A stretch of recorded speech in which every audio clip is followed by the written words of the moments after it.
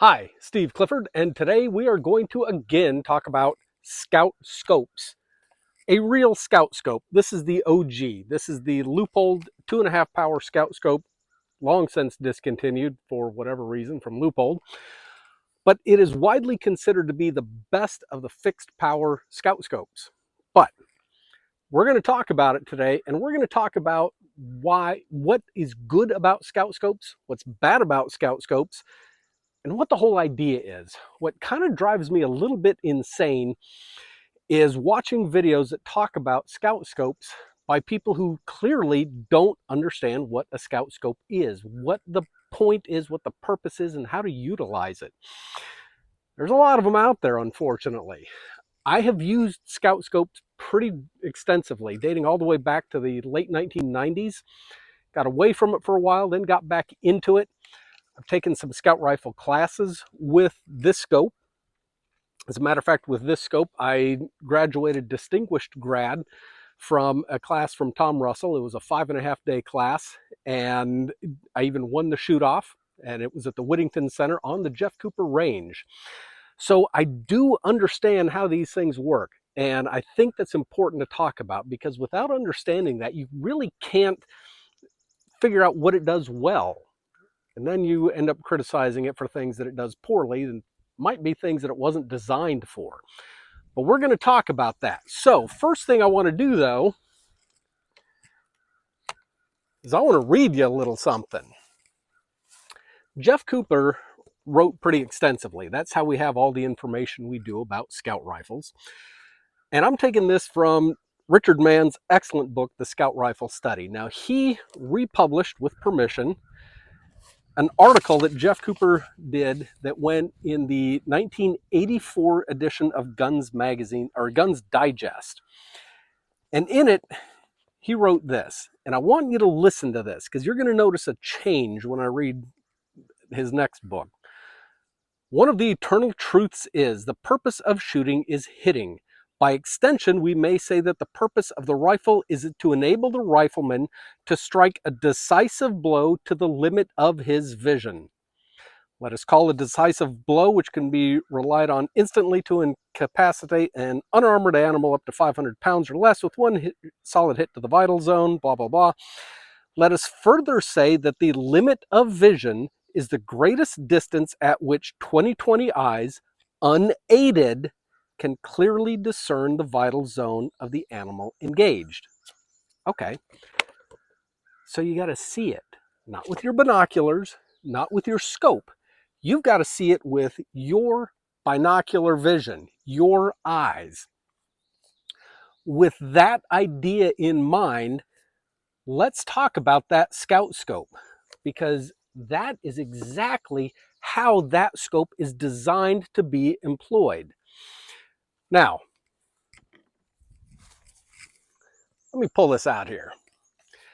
The idea of this scope is that you identify a target first. You are looking at a target. Once you find that target, you focus on that target. You keep looking right at it. You bring the gun up. As the gun comes up, something really amazing happens. You have this unlimited field of view, and you have complete situational awareness of everything around that target.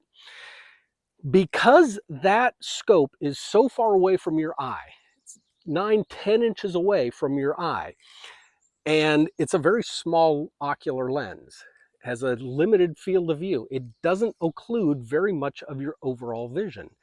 Because of those features, it allows your brain to just integrate that small portion of your vision so that you're still focusing on the target with your support side eye, your left eye in most cases, and integrate that small portion of a magnified target in the vision of your right eye.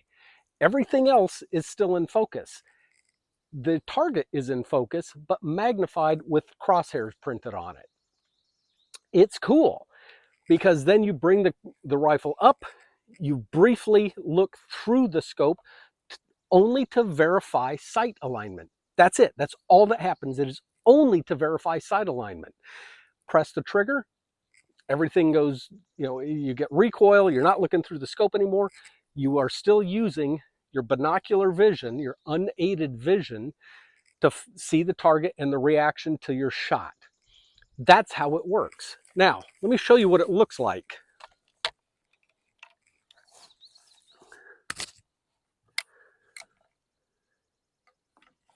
So downrange, we have a target. Can you see it? Well, there it is. Let's go back to, this is true 1x magnification. So you focus, you find your target, you focus on your target, you look at your target, you get behind the gun, and you verify sight alignment. That's it. You can still see everything else. Now, using a phone here, everything else just went out of focus, but you get the point. That's how it works. Focus on the target, on the target, on the target, gun up, boom. Continue focusing on the target. It works really well. Now, I can also show you that when you are looking at the target, you've got this small little ocular lens out in front of you. But the problem is, what if you can't see your target? If you're looking at a field like this one and you can see everything in the field, you can see all possible targets, it's very easy to find a target, and then you can shoot at the target because all you have to do is verify sight alignment. But what if the target is, say, 5 yards into a tree line? Can your unaided 20/20 vision see that? Well, it probably can't. And now you've got a problem, because now you have all the problems of the scout scope. They all come into play here. Your limited field of view now becomes an issue. The fact that that scope is occluding so little of your vision, you have a very small area in which to find target indicators. If you have a low power variable scope like this, well, now you've got to move up real close to it. Look at how much of your field of view is now occluded by the scope. A huge amount of it. You don't have the same situational awareness. Now, this thing is dialed to 2.5 power, and I know it's hard with the focus on this thing, but believe me when I tell you, it is much easier to find target indicators here. If a deer flicks its tail, if a groundhog suddenly scampers across that hillside, anything going on down there, you're going to be able to see much better. Not because the magnification is different. It isn't. You're only going to see it because you've got a much larger area in which to be searching for that target. The problem with the scout scope isn't that it has a limited field of view. It's supposed to have a limited field of view. The problem is our targets and our mindset in using it. Our mindset has always been to use a scope to find and identify a target. That's not how a scout scope gets used. A scout scope is only to verify sight alignment, to verify that your barrel is in fact pointed towards where you want to send that bullet. So let me read you something else here, because I think this is instructive. By the way, these are some very cool glasses. They are Hunter's HD Gold, and they're bifocal, so I can actually read. This is from To Ride, Shoot Straight, and Speak the Truth. Now, this book was written, I believe it came out in 1990, and I know the publication date on here says 1998. That's incorrect. The original publication was in 1990, or might have even been 89. Anyway, so let's read the same passage. Let us attempt by declaring that a general purpose rifle is a conventionally portable, individually operated firearm capable of striking a single decisive blow on a target up to 200 kilos in weight at any distance at which the operator can shoot with the precision necessary to place a shot in the vital area of the target. You catch that difference? It's a huge difference. And what's funny to me is that difference blows the scout scope out of the water. It takes it out of the running as a general purpose concept. It's much more specialized. That scout scope is great in situations in which you can already see and identify the target, which is exactly what he said in the 1984 article. perfect for that. The whole system is designed around that. But if we want to be able to deliver that decisive blow out to whatever range that we're capable of, that scope falls apart because you can't see and identify targets that are, say, in a wood line at, I don't know, 150 yards.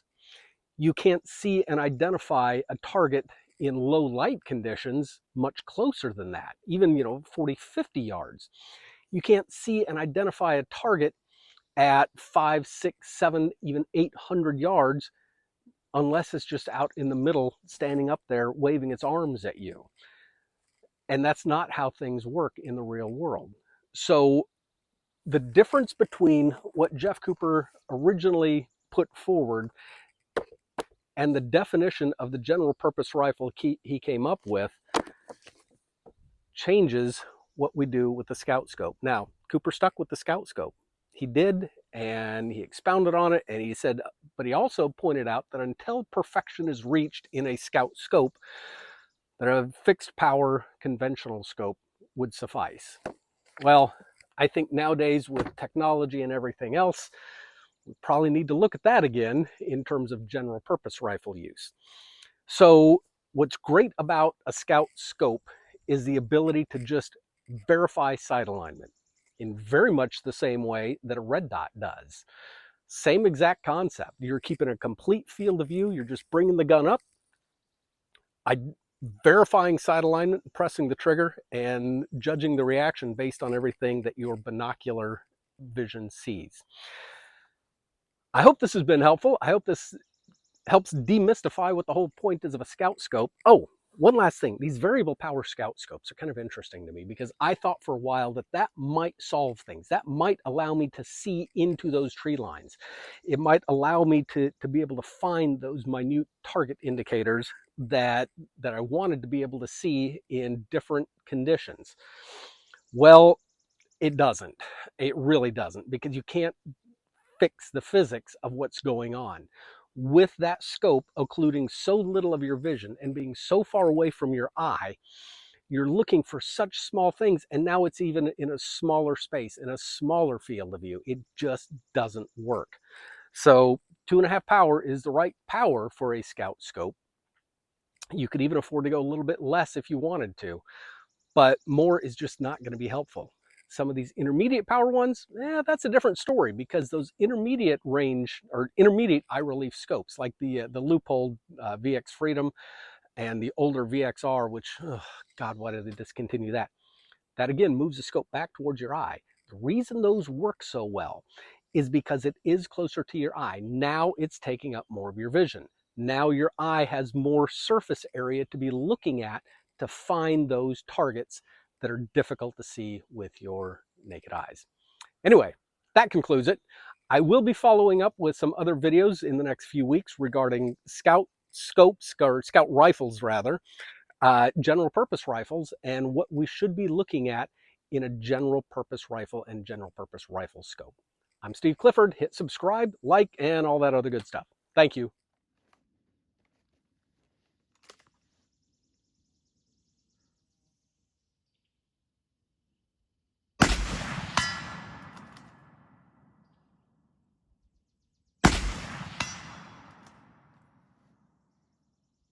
That's how it's supposed to go.